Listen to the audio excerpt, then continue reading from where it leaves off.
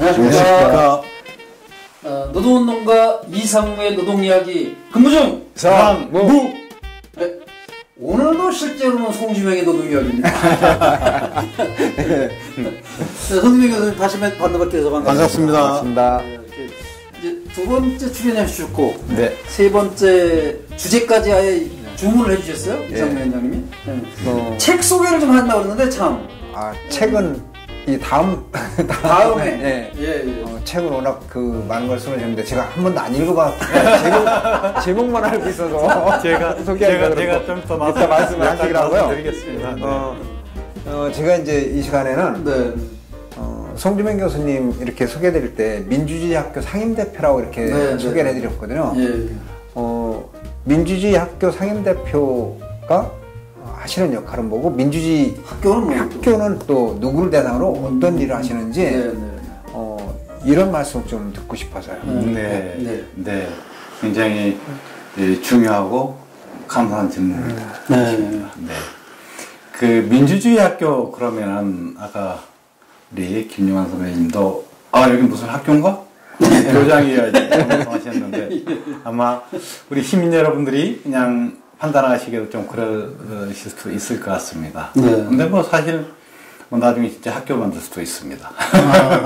근데 이 민주주의 학교를 이렇게 꾸미는 말이 있습니다. 시민이 함께 만드는 교육 희망, 이렇게 되어 있습니다. 시민이 함께 만드는 교육 희망. 그렇습니다. 그 시민이 함께 만드는 교육 희망을 상징하는 새로운 교육의 어떤 그 음결이라고 할까요? 이 부분들을 이렇게 이름을 만든 것이 민주주의 학교다. 민주주의 학교. 그래서 이게 나중에 어쨌든 뭐 아까 학교도 만들 수도 있다 뭐 그런 말씀도 드렸지만 사실은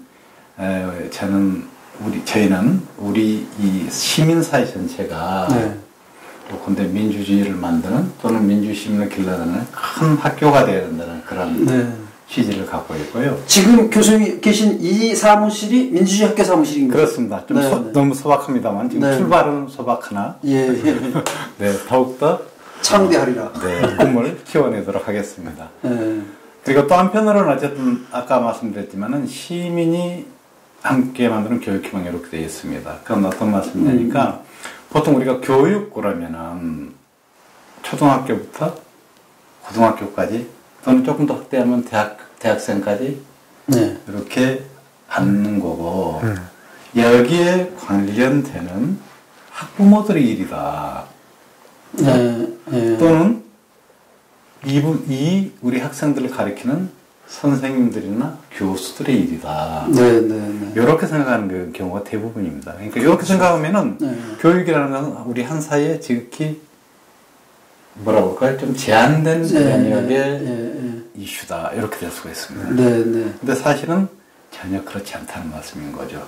그러니까 교육이라는 것은 우리가 학교가 있고 뭐 대학도 있고 교사도 있고 교수도 있고 그렇지만 이걸 통해서 궁극적으로 우리 사회의 주축이 되는 사원, 시민 또는 조금 더 우리 나중에 말씀드리겠지만은 이 민주주의의 구체적인 정치적 형태인 민주공화제의 주인들을 이렇게 키워내는 이런 일종의 프로세스입니다. 그렇다고 보면은 우리 사회가 어디로 가고 어떻게 발전할 것인지 가장 중차대한 결정을 하는 것이 바로 이 교육이라는 교육이라는 이 매듭입니다. 바로 이제 이런 맥락에서 좀 생각을 해보면 아까 그래서 제가 민주주의 학교라는 것은 우리 시민사회 전체가 될 수밖에 없다라는 그런 말씀을 드렸는데 바로 이런 어쨌든 학교에 대한 변화의 상 이런 부분들을 우리가 만들려면은 지금 학교 보내고 있는 학부모님들 굉장히 중요하죠. 선생님들, 학생들 이분들의 의사도 굉장히 중요하지만 또 한편으로는 이분들이 아니라고 할지라도 우리 시민들이 전체적으로 뜻과 그죠?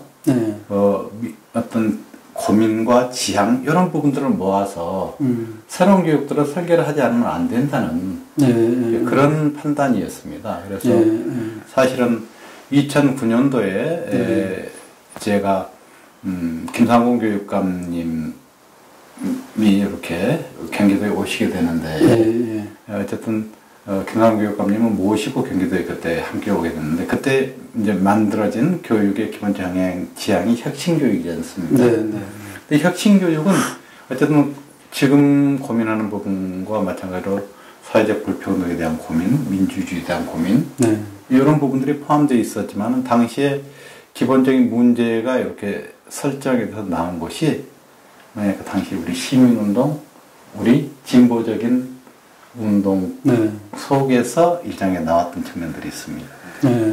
바로 이제 이것은 어떻게 보자면 당시에 그 시민운동을 통해서 이런 개념들이 만들어졌다고 할지라도 당시 시대적인 고민들, 어떤 면에서 당시 시대정신의 일부분을 반영을 했다고 할 수가 있겠죠. 그런 것과 마찬가지로 이 민주주의 학교라는 것을 통해서 어쨌든 새로운 우리 교육의 비전과 지향성을 만들려고 한다면은 어쨌든 2009년도 이후에 벌써 한 12년 정도가 또 흘러버렸지 않습니까? 새로운 비전들을 시민들의 지향들을 모아서 좀 폭넓게 이 지향들을 만들어야만 되겠다 하는 그런 생각을 해서 그 수식어가 붙게 된 거고요. 시민들과 함께하는 교육희망. 시민들이 함께 만드는 교육희망. 그렇습니다. 그러면 이제 그 민주주의 학교라고 하는 단체에서 그러니까 한 달에 한 번씩이나 아니면 두 달에 한 번씩이나 이런 강좌를 좀 여시는 건가요? 주로 하는 사업이 어떤 겁니까? 네, 몇 가지 이제 사업들이 있죠. 최근에는 약간 이제 그 사업이 약간 나중에 설명드릴 화성 시민센터라든지 민주시민교육하고 또 결부되는 측면들도 있어서 원래 어쨌든 쭉 해왔던 부분들은 시민강좌가 중요한 부분들이죠. 시민강좌. 그래서 요컨대 1년에 한 2번, 3번 정도 텀을 잡아서요. 그렇게 해서 강좌를 한 5, 6개 정도 쭉 잡아서 근데 시민이 무엇인가, 시민은 누구인가, 또 시민들이 가져야 되는 기본적인 지향은 어떤 것인지 또 그리고 시민들이 갖춰야 되는 역량들을 우리가 어떻게 준비를 할 수 있는 것인지 그런 부분들을 이제 쭉 강의를 해오고 시민들과 함께 왔던 이런 흐름이 한 가지가 있고요. 또 한 가지는 조금 더 그러면 이제 규모는 그렇게 크지 않더라도 또 콤팩트하게 한 10분에서 15분 정도 중심돼서 우리가 시민들이 가장 가져야 되는 덕목 중에 한 가지가 지혜다, 지성이다. 그래서 독서 세미나 그런 들은 또 있고요. 또 한편으로는 아까 책 말씀하셨는데 요건 출판 사업들도 조금 하고 쭉 하고 있습니다. 출판 사업도. 그래서 지금까지 주로 이제 쭉 해왔던 부분들은 우리 민주주의 학교가 이렇게 이제 지향하는 부분들이 몇 가지가 있는데, 근데 4차 산업혁명에 걸맞는 어쨌든 요건데 디지털 리터러시를 갖춘 시민을 이렇게 육성하는 것, 키워내는 것, 형성하는 이것도 중요한데 뭐 그런 부분 관련해서 요건데 인공지능과 관련된 책들 한다든지 또는 최근 들어서는 또 사회적 불평등 문제가 이렇게 오버랩돼서 등장하는 문제가 또 기본소득. 강남훈 교수하고 공저로 한 그렇습니다. 그 공저도 좀 있고요. 코로나19 그렇습니다. 그리고 뭐 이것과 관련되는 뭐 MMT 현대 통합화폐이론이라는 뭐 이런 책들도 조금 내고요. 뭐 이런 작업들도 좀 하고 있고요.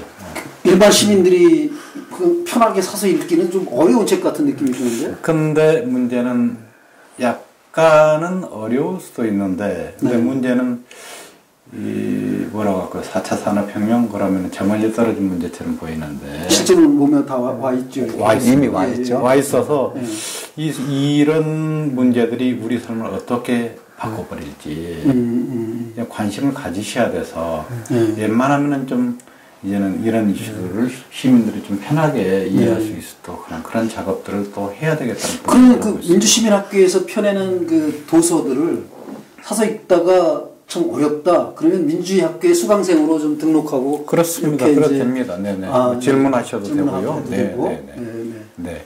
그렇게 이제 하는 게 또 하나의 축이고요. 또 한편으로는 아까 우리 이상무 선배님 말씀하셨지만은 하여튼 지속적으로 우리 민주주의 학교가 바라보는 교육에 대한 시선들을 놓지 않으려고 지금 하고 있습니다. 그래서 교육에 대한 논평들 말이죠. 이 부분들을 좀 계속해서 발신하고 있고요. 그래서 뭐 아까 특성화고 문제도 있고 그렇지만은 최근에는 그러니까 엊그저께 사실 굉장히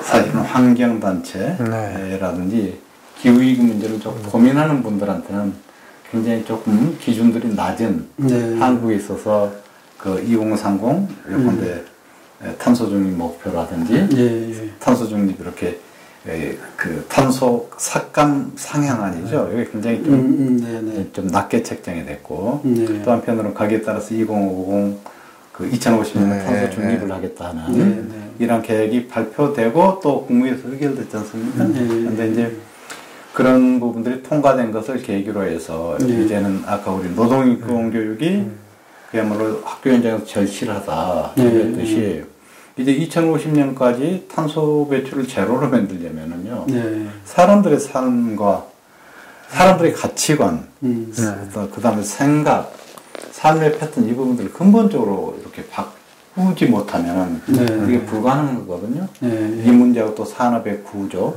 산업의 패턴을 바꾸는 문제도 연결돼서 그래서 이 부분과 관련되는 의견, 그리고 뭐 국가교육과정을 이렇게 어떻게 바꿔야 되는지 하는 의견, 이런 부분들을 쭉 체계적으로 쭉 발신을 하려고 노력을 하고 있습니다. 네, 기후위기 녹색전환 교육 방안을 마련해야 된다라고 해서 그런 준비를 하시고 이제 말씀하신다는 거고요. 이제 제가 2008년도에 지방선거 아니죠? 지역선 총선. 네, 총선에 나왔을 때 제가 소심하게 대학 등록금 반값을 공약으로 내서 떨어졌어요. 그때 무상을 했어야 되는데 지금 교수님 대학 무상교육 지금 말씀하시고 그게 이제 또 시민들의 사실 고등교육을 할 수 있는 제공할 수 있는 기회를 줘야 된다라고 이런 말씀도 지금 하신 걸로 제가 알거든요. 맞습니다. 그래서 그 부분이 지금 이제 조금 이슈가 돼서 이번 대선에서도 좀 중심적인 화두가 됐으면 참 좋을 것 같습니다. 근데 이제 대학 무상교육부라면은 거기에 대해서 조금 뭐라고 그럴까요? 대학생들한테까지 교육을 무상으로 하게 되면은 너도 할 것, 나도 할 것 없이 다 대학 가려고 노력을 하고 대학 안 가도 되는 애들까지 대학 가려고 할 거 아니냐? 그건 걱정 안 해도 되는데요. 그러니까요. 걱정 안 해도 되는데 또는 예를 들면 지금 대학들이 너무나도 좀 안 좋은 이른바 조금 부실 대학들이 많지 않습니까? 사립 대학들 중에서 요게 이제 대한민국 같은 거는 이제 사립이 80%고 그죠? 공립이 한 20%밖에 안 되거든요. 그런데 그나마 80% 되는 사립 중에서도 건전한 대학들을 얘기해봐라 그러면 그 중에서 반절될까요? 그래서 상당히 어떤 불안정성과 좀 부실함과 어떤 맥락 내부 비리 이런 부분들이 있는 대학들이 꽤 많지 않습니까? 그렇죠. 그러면은 무상화를 해주면은 대학 등록금 무상을 해주면 이런 대학들 살려주는 거 아니냐? 뭘로 이런 데 돈을 쓰느냐? 아마 이런 논리는 아마 대한민국 기재부 사람들이 얘기를 많이 할 거고요. 뭐 등등 여러 가지 이제 반론들도 많을 수 있습니다.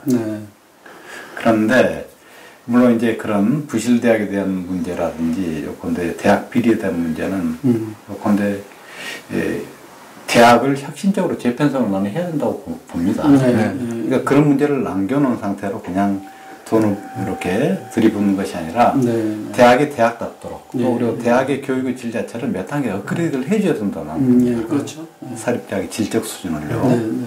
그래서 그 양질의 교육을 우리 학생들이 받을 수 있도록 해야 되는데 그런데 대학 무상화가 왜 중요하냐? 몇 가지 이제 포인트가 있는 것이죠. 그러니까 어떤 사람들은 한국의 이 대학 진학률이 너무 높아서 탈이다 이렇게 얘기를 해요. 안 가도 될 애들이 간다 이런 것도 있는데 저는 여기에 방금 말씀드렸던 4차 산업혁명이라는 변수를 이렇게 연결해서 생각을 하면은 전혀 그렇지 않다. 유럽에서 대학 진학률이 상대적으로 낮다고 그러잖아요. 그 유럽에서는 보면은 굉장히 빨리 개인의 진로를 선택을 하잖아요. 그렇죠. 너 공부할 거야? 너 대학 갈 거야? 이 코스. 너 그래? 너는 공부할 애가 아니야. 너는 그냥 자신의 적성, 자신의 적성에 따라서 기술적으로 가. 이런 식으로 딱 구별하지 않습니까? 그래서 대학과 기술 이런 식으로 구별을 빨리 해버렸는데 그래서 요 칸막이들을 예전에는 처음에는 깊게 두다가 나중 최근 들어서면서 칸막이들이 조금 낮아지고 있어요. 그런데 문제는 여기 4차 산업혁명에는 이렇게 그 새로운 기술을 딱 대입해 보면 어떤 게 나오냐니까 이 기술로 가잖아요. 기술로 가면 기술의 이른바 라이프 사이클 생명 주기가 너무 짧다는 거예요. 인공지능이라든지 이런 이른바 첨단 기술 응용되면은요. 그렇죠. 그렇잖아요. 기술 발전 속도가 무지개 빠르니까 웬만하면 그렇습니다. 그래서 자기가 어떤 장인이냐라고 하면서 그거 한 가지만 가지고 기술 분야로 갔을 때는 얘들이 미래가 제대로 잘 전망이 안 되는 거예요. 그죠? 또 한편으로는 바로 이제 그러기 때문에 4차 산업혁명에 맞는 방식으로 대학이 업그레이드 돼야 된다. 이렇게 하면서 유럽에서도 요즘에는 대학에 대한 진학률을 막 높이려고 하고 있습니다. 그래서 바꿔야 제가 왜 이 말씀 드리냐. 한국에서 대학 진학률이 높은 것은 여태까지 부모님들이 막 고혈을 짜내서 연끌해서 얘들 대학 보내는 건데 이 부분들은 이제는 우리식으로 전화위복으로 바꿀 수 있겠다. 그렇잖아요? 대학을 업그레이드해서 대학을 집중 투자를 해주면서 그죠? 아이들이 부담 없이 대학 교육까지 받는다고 그러면은 그죠?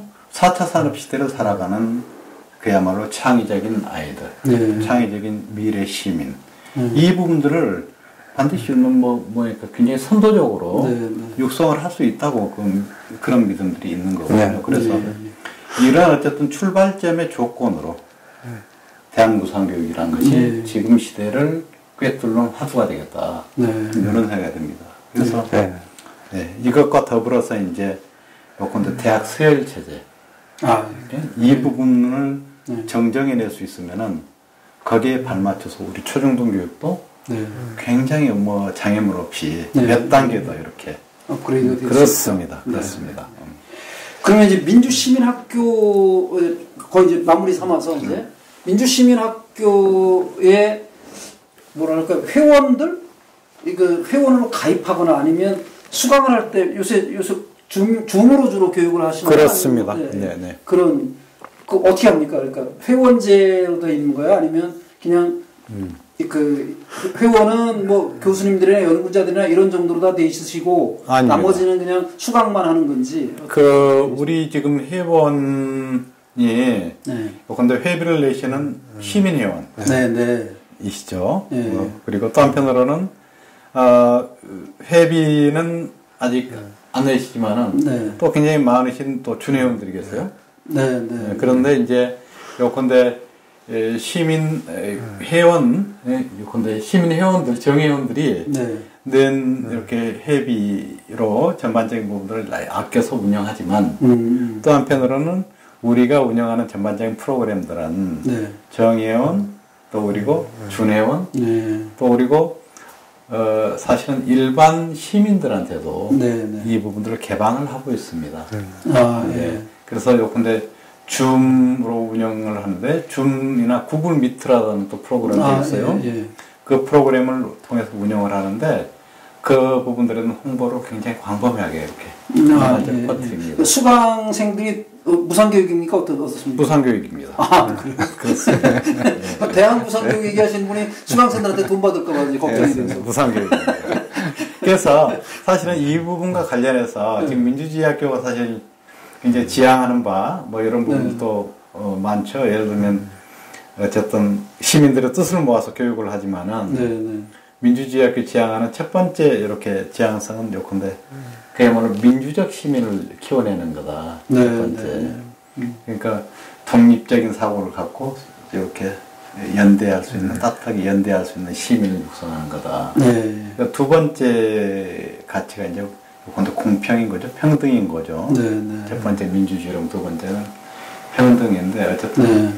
이 불평등 시대.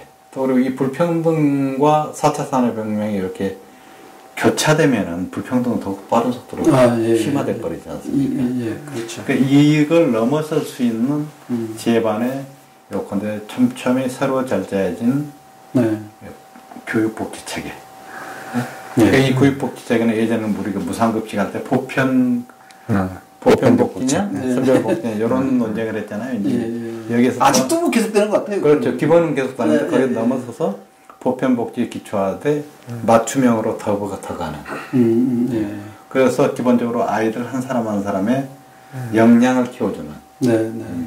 이런 부분들로 갈 필요가 있겠다는 게 두 번째고 세 번째는 이제 요건데 공공성인 거죠. 어쨌든 이걸 통해서 요건데 시민들이 자기 권리만이 아니라 함께 더불어서 행복할 수 있는 이 공통의 조건을 발전시켜 나갈 수 있도록 이러한 부분들을 지향했으면 좋겠다. 그리고 네 번째 가치가 뭐냐니까 연대와 평화입니다. 그러니까 우리가 시민교육, 시민을 키워내려고 하는데 이 시민은 우리 대한민국 한 공동체 속에 가두어진 민족주의적 시민이어서는 안 되겠다. 그렇죠?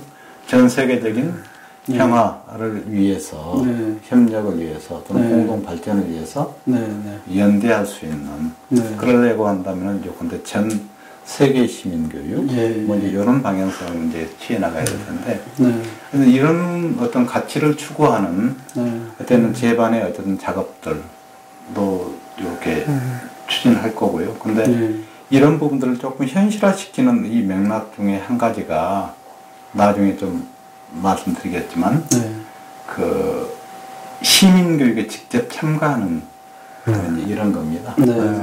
시민교육을 한 지역을 이렇게 세팅을 해서 그 시민교육을 직접적으로 운영하는 거. 그래서 그런 부분들이 또 하나 어쨌든 우리 민주주의 학교에 있어서 굉장히 중요한 하나의 좀 실천 영역이 되고 있다. 지금 민주주의 학교라는 단체가 생긴 지 10년 가까이 됐나요? 아닙니다. 안 됐어요? 네, 2019년도 3월 달에 우리 경기도의 대강당에서 출범식을 갖고요. 그러면 한 3년째 된 거네요? 네. 3년째 된 요 시기 동안 시민학교 뭐랄까요, 수강생 몇 기 뭐 이렇게 하나요? 어떻게 얼마나 좀 배출을 하셨나요? 코로나 때문에 좀 주춤한가요? 저희가 코로나 이전까지, 그러니까 2020년 이전까지 독자적으로 쭉 하면서요. 그러니까 19년부터 하면서 이때는 한 100여 분 했고요. 19년부터 독자적으로 할 때 19년인 거죠, 사실은. 19년 한 해만. 네네. 그 다음에 이제 2020년부터는 우리가 화성시 민주시민센터를 운영을 하고 있습니다. 그래서 이 화성시 민주시민센터에서 시민강좌를 운영을 하는데 이 화성시 민주시민센터는 어떤 구조냐니까 한신대학에서 수탁을 해서 한신대학에서 운영을 하는데 화성시 민주시민센터의 비용은 화성시가 50%는 경기도, 50%는 화성시 이렇게 되어 있습니다. 그리고 이 전반적인 운영 구조는 우리 민주주의 학교의 교수진과 실무진이 실질적으로 운영을 하고 있습니다. 그러니까 이제 여러 가지 차원들이 좀 중첩이 되어 있는데요. 그래서 시민 강좌를 이제 하면서도 개방적입니다. 화성 시민뿐만 아니라 1차적으로는 화성 시민, 그 다음에 경기도민. 경기도 예산도 들어가니까. 그렇습니다. 또 한편으로는 민주주의 학교 협력기관이기 때문에 민주주의 학교의 회원들. 또 그 여타 어떤 경우는 서울에서 접속을 하시는 분도 있고요. 어떤 경우는 저기 포항에 계신 분이 접속을 하셔서 공부하시는 분도 계십니다. 공부하는 거야 배워서 남 주는 거니까. 그렇습니다. 또 마지막으로 질문하실 거 있으면 얘기하시고 시간이 좀 흐르는 것 같아서. 방금 이제 사실은 이게 전부 다 이어지는 내용들이죠. 네, 뭐 명칭 다르지만 그렇죠. 노동인권, 네. 또 민주시민학교, 그렇습니다. 또 대학생에 대한 그 무상교육. 네. 사실은 청소년기, 청년기를 건강하게 지낼 수 있도록 하는 거. 민주시민을 키워내는 거죠, 이거. 그렇습니다. 네. 지금 이제 그런 것들을 계속 만들어가기 위해서 지금은 이제 단절돼 있는 거잖아요, 사실은. 이 초중고등학교에서는 없었던 거를 뭐 대학에 이렇게 한다든지 아니면 초중고등학교도 그냥 짤막하게 한다든지 그리고 이제 교수님은 시민을 대상으로 이제 지금 하고 있어서 이런 것들이 쭉 연관되게 할 수 있는 것, 그러니까 교육의 혁신이라고 하는 것들이 같이 이루어질 거라고 하면서 거기에 각각의 영역에서의 인권이라고 하는 것이 이제 부각될 수 있도록 하는 것. 그런 것과 총괄로 해서 한 말씀만 이렇게 좀 정리를 좀 해주시면. 그래서 사실 제가 시민교육을 하게 되는데 아까 좀 말씀드렸습니다. 그러니까 제 교육에 대한 관점, 철학이 그리고 힘을 육성하는 거다, 깨어있는 힘을 육성하는, 키워내는 거다, 형성하는 거죠. 단지 뭐 일방적으로 뭐 만들어낸다는 기보다도 잠재화되어 있는 부분들을 키워내서 스스로 형성하도록 하는 거라고 보는데, 제가 사실 이런 부분들을, 이런 고민들을 쭉 하게 된 것은 역사가 좀 있습니다. 어떤 역사가 있냐니까, 2009년도에 우리 김상훈 교육감 모시고 경기도 교육에 참여하게 됐죠. 그러면서 2009년도부터 제가 혁신학교를 이제 대표적으로 만들어 왔습니다. 혁신학교 추진위원장 하면서. 근데 이제 2009년도에 혁신학교를 만들다 보니까 어떤 생각이 드냐니까, 좀 더 교육 내용이 좀 업그레이드 됐으면 좋겠다, 그런 생각이 있어요. 이제 암기 교육을 잘하는 것이 아니라 그래서 생각을 키우는 교육을 했으면 좋겠다. 난 그런 생각을 해서 2011년도부터 이른바 창의지성 교육이라는 것을. 창의지성 교육. 네, 그렇습니다. 굉장히 요컨대 아이들의 지성을 키움으로써 창의성을 배가시키는. 근데 이 지성의 핵심이 생각인 거죠. 통찰력.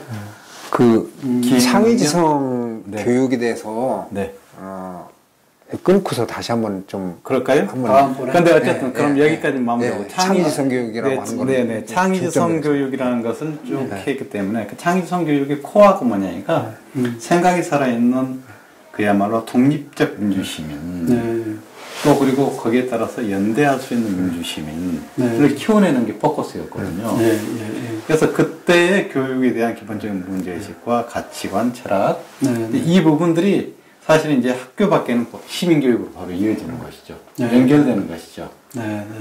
그런 차원에서 좀 접근을 해왔습니다. 그러면 다음 주제가 창의지성 학교 그 교육을 저희 발의해서 진행시켰던 분이라서 그 내용을 좀 한번 더 깊이 들어갔으면 좋겠습니다. 그래. 자, 지금까지 시청해주신 여러분께 감사드리고요. 노동운동가 이상의 노동이야기, 죄송합니다. 송유영의 노동이야기 여기서 마치도록 하겠습니다. 시청해주셔서 고맙습니다. 고맙습니다.